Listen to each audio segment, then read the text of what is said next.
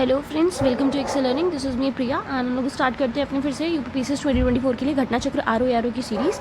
And इसमें हम लोग क्या कर रहे थे, जो हमारे PYQs हम उसको कवर कर रहे थे, तो हम उसी को देखने वाले हैं। एंड पॉलिटी का सेक्शन हमारा जो था उसमें हम लोगों ने सुप्रीम कोर्ट कर लिया था। आज के हम लेक्चर में क्या करने वाले हैं, आज हम आपका हाई कोर्ट कवर अप करने वाले हैं। तो स्टार्ट करते हैं यहाँ से। अगर देखेंगे इसमें क्या देखने को मिल रहा है, हाई कोर्ट में सबसे पहले जो क्वेश्चन था वो आपका क्या आया था कि high court second appeal to high court is within appellate jurisdiction, यानी जो सेकंड अपील होती है अगर आप देखेंगे हाई कोर्ट में की जाती है वो उसके अपीलेट जुरिडिक्शन में आती है। दूसरा, एवरी जज ऑफ हाई कोर्ट किसके द्वारा अपॉइंट होता है, प्रेसिडेंट के द्वारा, by warrant under his hand and seal. ठीक है, बहुत ही कम ऐसी पोस्ट आपको देखने को मिल जाएंगी जो किसके अंदर में आती है, आपके प्रेसिडेंट के द्वारा जो नॉमिनेट होते हैं बेसिकली।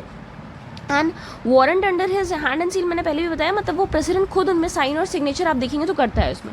ठीक, द नेक्स्ट अगर आप देख सकते हैं, may except a petition related to PIL, ये क्या कर सकते हैं, PIL के रिलेटेड पटिशन को एक्सेप्ट कर सकते हैं। दूसरा, अगर देखेंगे हाई कोर्ट की जो जजेस आपको देखने को मिलते हैं उनमें सैलरीज एंड अलाउंसेज ऑफ जज of high court charge to consolidated fund of state. ठीक है, यानी इनको जो भी आपकी सैलरी अलाउंसेज दिए जाएंगे वो कहाँ से चार्ज होंगे, कंसोलिडेटेड फंड ऑफ स्टेट से चार्ज किए जाएंगे।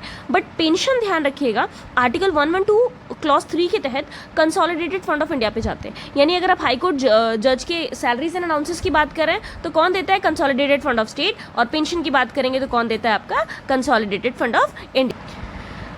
नेक्स्ट अगर आप देखेंगे तो 15th कॉन्स्टिट्यूशन जो आपका अमेंडमेंट था 1963 का, वो आर्टिकल 2171 के तहत क्या कहता है, इंक्रीज रिटायरमेंट एज ऑफ जज of high court to 62 years. यानी पहले अगर आप देखेंगे एज कम थी, अब कितनी बढ़ा के कर दी गई, 62 ईयर्स। तो ध्यान रखिएगा कौन सा अमेंडमेंट एक्ट से बढ़ाया गया था, 15th। कब आया था, 1963। बहुत बार ईयर भी मैचिंग में आता है। आर्टिकल कौन सा है, 217 का क्लॉज 1। 25 हाई कोर्ट आपको प्रेजेंटली इंडिया में देखने को मिल जाएंगे। पार्ट 6 में अगर आप देखेंगे चैप्टर 5 में अंडर आर्टिकल 214 से लेकर 231 आपके हाई कोर्ट्स आते हैं। ठीक, देन देखते हैं आपके बाकी हाई कोर्ट्स के बारे में, कौन कौन से ऐसे हाई कोर्ट्स हैं जहाँ पर जो बेसिकली आपका एक हाई कोर्ट है वो एक से ज़्यादा स्टेट्स या यूनियन टेरिटरीज को क्या करता है, बेसिकली गवर्न करता है। तो यहाँ पर 3 high court jurisdiction over more than 1 state, 3 high court ऐसे हैं आपके जो एक से ज़्यादा स्टेट्स के ऊपर गवर्न करते हैं। यूटीज नहीं, स्टेट की बात हो रही है। ठीक है, तो यहाँ देखिए बॉम्बे है आपका, महाराष्ट्र आता है, गोवा 2 स्टेट्स हो गए, दादर नगर हवेली दमन-दीव 2 आपकी यूटीज थे। बट ये दोनों 26 जनवरी 2000 मर्ज होकर क्या हो गए, दोनों एक यूटी हो गए। पहले आपको पता है ये अलग यूटी था, ये आपका अलग यूटी था।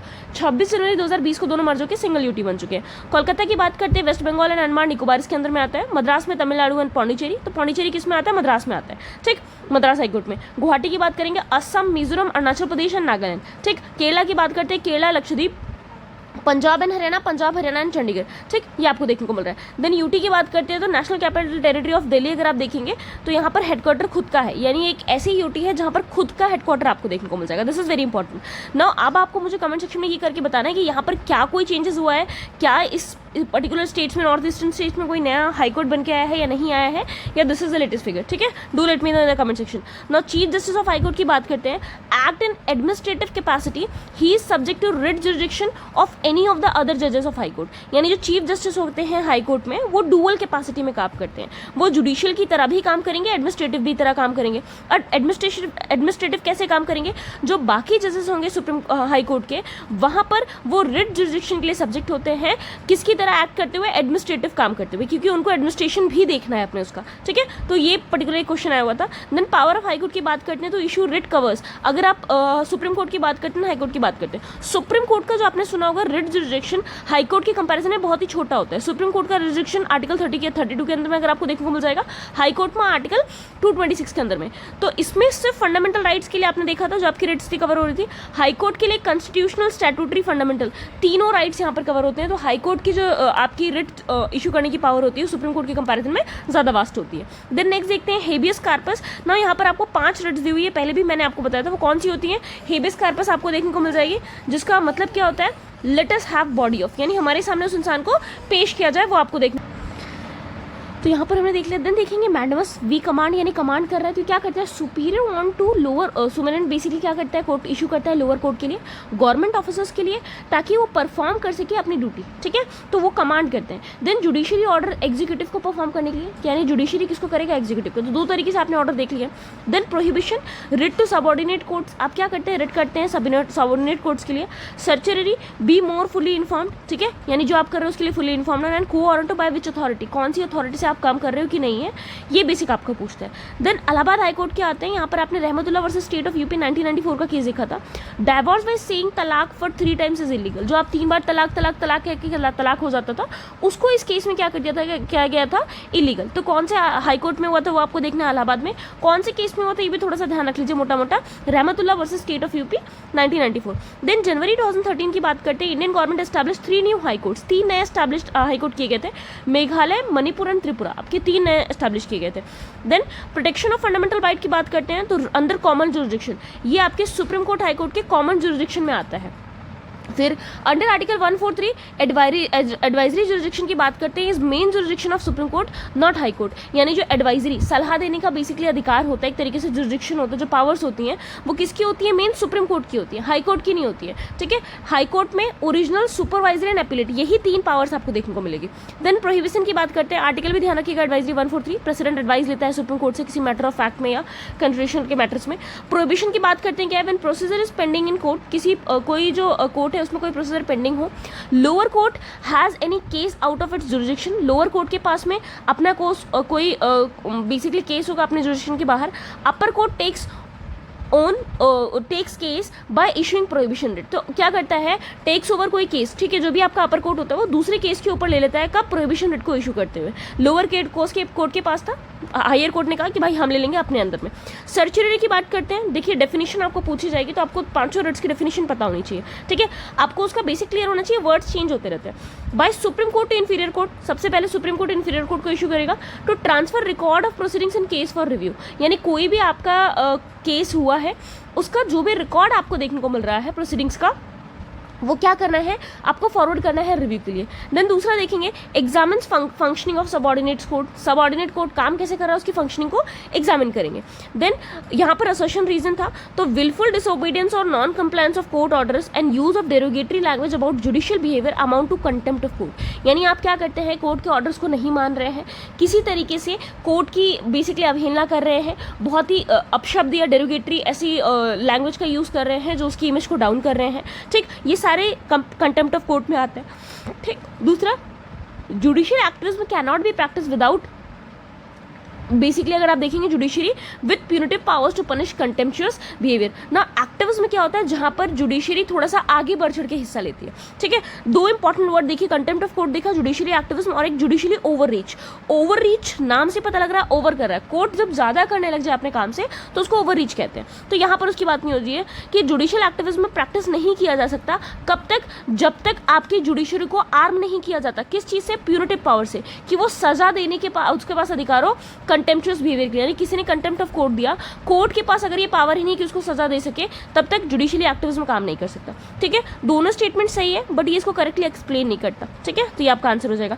Then PIL permits public inclined citizens to reach court of law, यानी कोई इंसान है किसी और पब्लिक के लिए अगर क्या चाहता है कि भाई मैं इसके लिए कोई भी कोई मतलब मान लीजिए कोई एक वुमेन है, उसके अगेंस्ट में कोई एक हैरेसमेंट हो रहा है एंड वो कोर्ट नहीं जा पा रही है और कोई और इंसान जाना चाहता है उसके बिहाफ पे, तो वो चीज़ आपको PIL प्रोवाइड करती है, ठीक है, ये यहाँ पर लिखा हुआ है। रीजन क्या है, public minded people may seek justice for person who is unable to reach out court of law for any reason, that is very correct, ठीक है, दोनों स्टेटमेंट सही है और इसको करेक्टली एक्सप्लेन भी कर रहा है कि कोई अगर जा नहीं सकता है तो उसके लिए मानने के लिए कौन जाता है, दूसरा कोई जाता है। Then scope of judicial review limited in India, जो जुडिशियल रिव्यू है उसका स्कोप आपको इंडिया में लिमिटेड दिख जाएगा। Indian constitution bag of borrowing, ठीक है, ये सही है, ये सही है बट करेक्टली एक्सप्लेन नहीं करता। जुडिशियल रिव्यू इंडिया में लिमिटेड है बट उसका ये मतलब नहीं है क्योंकि हमने अपना कॉन्स्टिट्यूशन बहुत सारी जगह से लिया हुआ है, दोनों स्टेटमेंट अपने आप में सही है बट उसको करेक्टली एक्सप्लेन नहीं करता। अब रीजन क्या है इंडिया में कि लिमिटेड है, सबसे पहले huge size of Indian constitution reduces scope of judicial review, एक तो बहुत बड़ा कॉन्स्टिट्यूशन है वो आपको करता है। If law affects basic structure, अगर लॉ आपका कहीं से भी बेसिक स्ट्रक्चर को अफेक्ट कर रहा होगा तभी भी आपका जो जुडिशियल रिव्यू है वो बेसिकली लिमिट हो जाएगा। Supreme court defined sovereign power distributed amongst legislature, executive and judiciary. आपका सुप्रीम कोर्ट क्या करता है, डिफाइन करता है जो भी आपकी पावर होती है वो 3 जगह डिस्ट्रीब्यूटेड होती है, तो ये भी आपके जुडिशियल रिव्यू की पावर को लिमिट कर देता है, ठीक है। ऐसा नहीं सिर्फ आपकी जुडिशरी के अंदर में ही आएगा, बाकी दोनों क्या काम करेंगे फिर, है ना, तो ये चीज़ हो जाती है। देन हाईकोर्ट की बात करते हैं, high court are in better position to protect rights of Indian citizens than supreme court. High court की बात करते हैं तो राइट प्रोटेक्ट करने के मामले में ये ज़्यादा बेटर कंडीशन पे होते हैं सुप्रीम कोर्ट की कंडीशन में, क्या ये सही है? एग्जैक्टली अभी हमने देखा हाई कोर्ट के पास में 3 तरीके के राइट को प्रोटेक्ट करने का तरीका बेसिकली रिट होती है, रिट इशू करने की पावर होती है। सुप्रीम कोर्ट के पास सिर्फ और सिर्फ फंडामेंटल राइट, तो supreme court can issue writ to protect only FR. ठीक है, तो दोनों स्टेटमेंट है, ये इसको करेक्टली एक्सप्लेन करता है। The nature of dispute of Babri mosque Ram Janmabhoomi case before Allahabad high court, अगर आप देखेंगे तो एक तरीके का क्या था, टाइटल सूट था, यानी कौन सा था, नाम के लिए लड़ाई हो रही थी। ठीक है, कौन सी जगह किसकी है, तो टाइटल सूट में आता है। Then according to constitution of India district जज नॉट इंक्लूड्स, अगर आप देखेंगे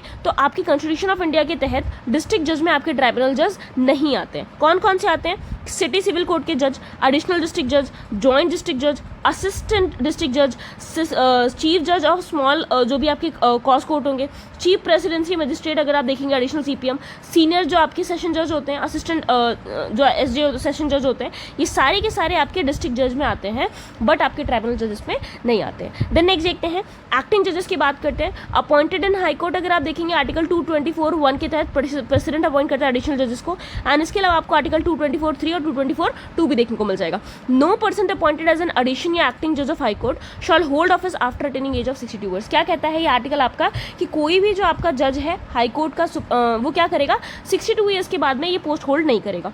आर्टिकल 233 किसके बारे में बात करता है, अपॉइंटमेंट ऑफ डिस्ट्रिक्ट जजेस के बारे में। देन आर्टिकल 271 का क्लॉज बी, जज of high court may be remove from his office by president in manner.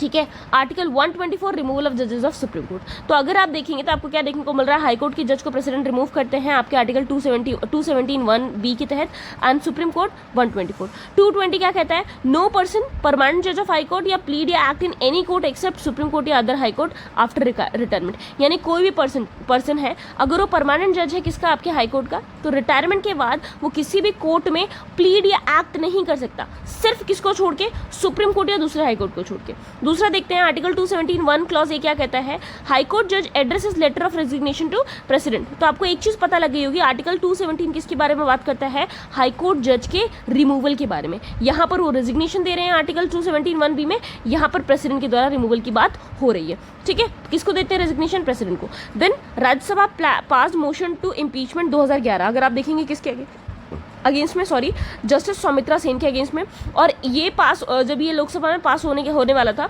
उसके पहले अगर आप देखेंगे तो इन्होंने क्या कर दिया था, रिजाइन कर दिया था। ठीक है, तो इम्पीच नहीं हो पाए थे। देन फर्स्ट जज इम्पीच इनिशिएटेड, कौन से ऐसे जज थे जिनके अगेंस्ट में इम्पीचमेंट स्टार्ट हुआ था, वी रामास्वामी जे के बारे में हैं 1993 में, और ये भी फेल हो गया था। फिर आते हैं 2015 में जेबी पादरीवाला आरएस में, अगर आप देखेंगे तो गुजरात हाईकोर्ट में, 2017 में सीवी नागार्जुन रेड्डी हाईकोर्ट तेलंगाना में आपको देखने को मिल जाएगा, आंध्रा में, 2018 में सीजीआई दीपक मिश्रा के अगेंस्ट में आया था। तो ये आपके जजेस हैं जिनके अगेंस्ट में इम्पीचमेंट लाया जाता है ना, महाभियोग जिसको कहते हैं। देन देखते हैं, अगर आप देखेंगे mobile court in India, brain child किसका है, एपीजे अब्दुल कलाम का। ठीक, 2007 में 2007 में पहली बार आया था। मेवाड़ डिस्ट्रिक्ट आपको हरियाणा में देखने को मिल जाएगा। Then chief justice of UP की बात करते हैं, अरुण भंसाली। ठीक है, प्रेजेंट मुझे बताइए कौन है, यही है या कोई और है। देन आते हैं अंडर आर्टिकल 222(4) क्लॉज के अंदर क्या कहता है, person can be detain without trial for maximum period of 3 months under preventive detention. Preventive detention के तहत में, ठीक है, प्रिवेंटिव मतलब क्या हुआ, कोई इंसान पे हमें शक है कि वो ये ऐसा काम कर सकता है, उसने किया नहीं है, वो कर सकता है। ठीक है, तब हम क्या कहते हैं, तब हम उस पर्सन को डिटेन कर सकते हैं मैक्सिमम कितने दिन के लिए, 3 महीने के लिए। नेक्स्ट अगर देखेंगे the method of appointment of जजेस की बात करते हैं, chairman of 8th law commission justice HR Khanna. ठीक, 80th रिपोर्ट एटलीस्ट 1/3 ऑफ जजेस of high court should be from other states. यानी इन्होंने क्या कहा था, जो 8th लॉ कमीशन था, इसके हेड कौन थे, जस्टिस HR खन्ना। इन्होंने कहा था कि 80th रिपोर्ट में अपनी कि कम से कम 1/3 जो आपके जजेस होते हैं हाई कोर्ट के, वो कहाँ से होने चाहिए, बाकी स्टेट से होने चाहिए।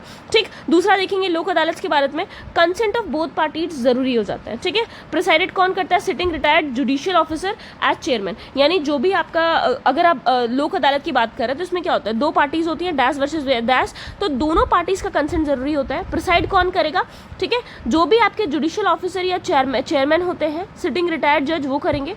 2 मेंबर होते हैं, लॉयर प्लस सोशल वर्कर अगर आपको देखने को मिल जाएंगे। सिविल एंड क्रिमिनल केसेस आपके यहाँ पर डील किए जाते हैं। ठीक है, तो देखिएगा 2 मेंबर होते हैं, एक लॉयर एक सोशल वर्कर होता है। कौन प्रिसाइड कर सकता है वो हमने देख लिया, क्या जरूरी होता है ये हमने देख लिया।